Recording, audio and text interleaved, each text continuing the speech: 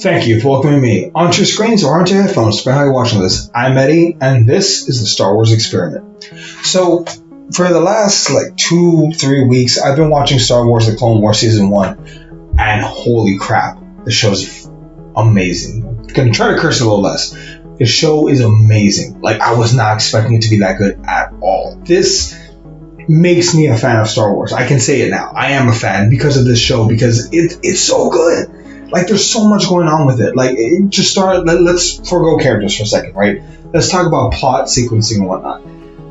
Complex. It talks about the politics of war, why war happens, and battle strategies. I can't think of any other show that does that. They even straight up say, okay, if we do this, this happens. If we do this, this happens. What's our best battle strategy? Well, what if you do this and I come from this?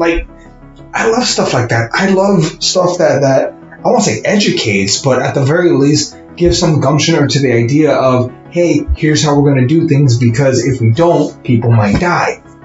It's so good. It's great.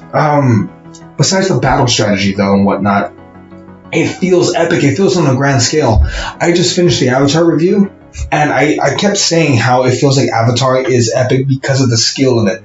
The visual, what you see. This show, no less different. You see so many planets, you explore so many alien races, and it's great because you get the feeling that this is a planetary scale war where you have hundreds, if not thousands, of planets enveloped in this battle, going one way or the other against the Separatists versus the Republic. Then, to add to that complication, two things that I really want to talk about. One is the idea of a soldier saying, I don't want to fight. Oh, he's a coward. No, he's making a choice. Not everyone wants to fight. He was born to wage this war. What if he doesn't want to fight? It's an interesting concept, an interesting idea. I was curious, when are they going to talk about it? They finally did. And it was interesting. Granted, they made him one of the bad guys, but Season 2, if I'm not mistaken, rectifies that by having a former soldier now be just a farmer who left, but he's not a coward. He didn't want to fight. He's with his family. And it's simple, and it's good. It's not bad. Also, Rex, amazing. He's my favorite clone trooper guy. Rex is awesome. Also, we get a planet of pacifists who don't want to fight, who genuinely believe that, hey, if we stay neutral, everything's going to be fine, to which, no. Words of the wise, ladies and gentlemen. Neutrality always favors the aggressor because, what helps? Fighting against the bad guy or simply doing nothing and letting the bad guy beat the shit out of everyone else?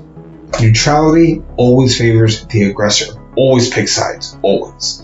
That said, this show also, we can go into the personal relationships. This show is so good, it makes Jar Jar Binks tolerable in very small amounts, but tolerable nonetheless.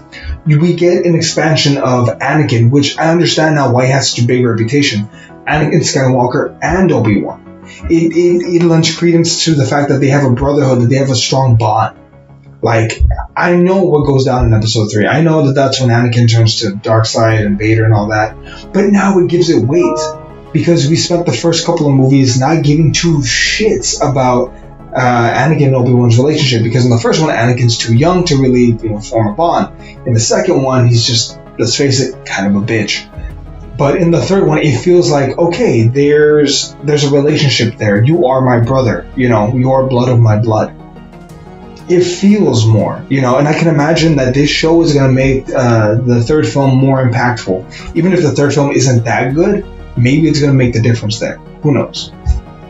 So, their relationship. Ahsoka, maybe the best original character introduced into the series in the last 20 years.